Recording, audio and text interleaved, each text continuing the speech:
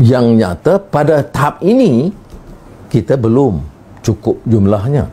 Jadi kawan-kawan fikir kalau begitu, dia kata, Anwar, kalau tak cukup jumlahnya, boleh tak kita fikirkan pilihan kedua, iaitu memberikan ruang kepada Tun Mahathir, kerana Tun Mahathir dalam mesyuarat berulang kali minta dia menjadi Perdana Menteri.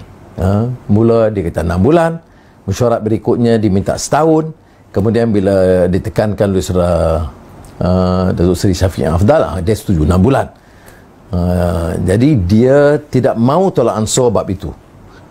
Kita usulkan. Jadi saya tidak mahu ada salah faham di sini. Dalam mesyuarat, pertama seperti mana dalam kenyataan Saudara Saifuddin, Saudara Mat Sabu, Saudara Anthony Lok, Saudara Khalid Samad menemui Tun Mahathir dan beritahu ini keputusan kami, calonkan Anwar.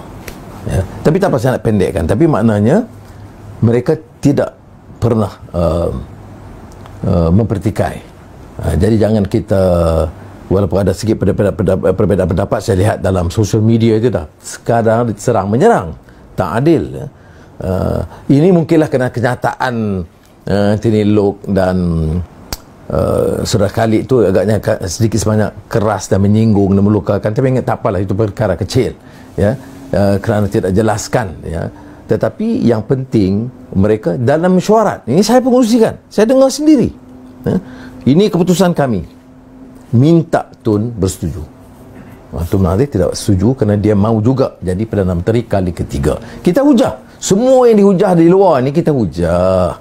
Yang ada saya tengok guna segeran yang 22 poin, tidaklah kita sebut 22 poin, tapi saya terang, saya kata dah hampir 24 tahun Perdana Menteri, bagilah orang giliran, kita dah janji dan semua itu dibahaskan, tetapi akhirnya oleh kerana beliau berkeras, jadi kawan-kawan memikirkan, kalau tidak kita nampak macam seperti tolak ansur, tapi tidak tinggalkan Anwar. Jadi saya nak sebut di sinilah, di kalangan penyokong saya jangan marah, sebab bila kawan-kawan di DAP umpamanya mengatakan bagi laluan kepada Tun Mahathir 6 bulan dan dengan syarat-syarat, kita akan sign, kita akan pastikan, maknanya apa? Ada juga kecurigaan, kita ada pengalaman. Jadi nak kata nak percaya 100% pun tidak juga. Kerana kalau tidak, kita bagilah janji 6 bulan, okeylah, kita pegang pada janji. Tapi kerana pengalaman, nak sign, nak pastikan, kalau tak lulus, tak setuju, kita akan undur, kita keluar daripada kerajaan. Itu semua dibincangkan. Tetapi andaian itu tentu dari segi sebahagian kami dalam keadilan tidak bersetuju. Kerana kita katakan, kita nak bawa ini perubahan. Ekonomi COVID ini menjadi ekonomi pandemik yang memerlukan seluruh kekuatan yang fikir soal pembangunan ekonomi dan merakyatkan ekonomi. Mana ekonomi rakyat. Tapi kalau kita bicara 6 bulan, cukup 2 bulan orang dia fikir transisi ini dasar Mahathir, dasar Anwar, jadi berbalik kepada hal-hal yang lama. Dan keduanya tentu kita juga curiga tentang kerana pengalaman yang panjang, peluang dah diberi, kepercayaan diberi, dan kita runding banyak hal-hal yang saya sebutkan di sini tentang beberapa perkara yang berlaku. Saya tengok langkah syaratan, soal pecah belah parti kami juga, itu tidak boleh terlepas daripada tanggungjawab ketua pemerintah yang lalu. Saya pergi dalam pertemuan-pertemuan merayu, janganlah ganggu parti kami, orang gunakan wang kerajaan pecah-pecah ini, tapi dibiarkan. Dan soal langkah syaratan ini bukan langkah seminggu, langkah yang berjalan 7-8 bulan sebelumnya, dah dibincang dalam dalaman. Saya sendiri bangkitkan dalam pertemuan 4 mata dengan mantan Perdana Menteri. Jadi sebab itu hal-hal ini dirasakan berat. Cuma realiti politik itu, ini kekuatan hujah kawan-kawan DAP dan Amanah. Mereka kata kepada saya, jelas Anwar, kami mahu kamu jadi Perdana Menteri, tetapi laluannya itu tidak mudah kerana kita berlupakan jumlah. Jadi ada yang percaya Tun Mahathir boleh dapat jumlah. Sampai hari ini belum dapat, ya, jumlahnya belum ada. Tetapi mereka percaya kalau kita bagi dukungan, dia dapat jumlah, dan dengan cara yang sedemikian barulah saudara akan diangkat.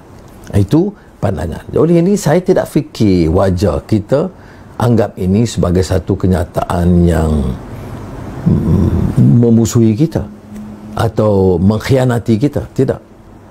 Tetapi kita berbeza pendapat kerana saya kata saya tak dapat terima, ya, kerana saya tidak yakin ini yang terbaik bagi negara, bagi rakyat, bagi reform, bagi badan kehakiman, media, bagi program anti rasuah, dan terutama ekonomi yang rakyat. Nak hentikan kronisme dan memperkayakan golongan kecil.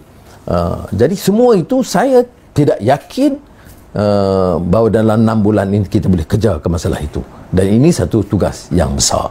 Dan terutamanya macam akhir tahun kita jangka 1 juta penganggur di negara kita.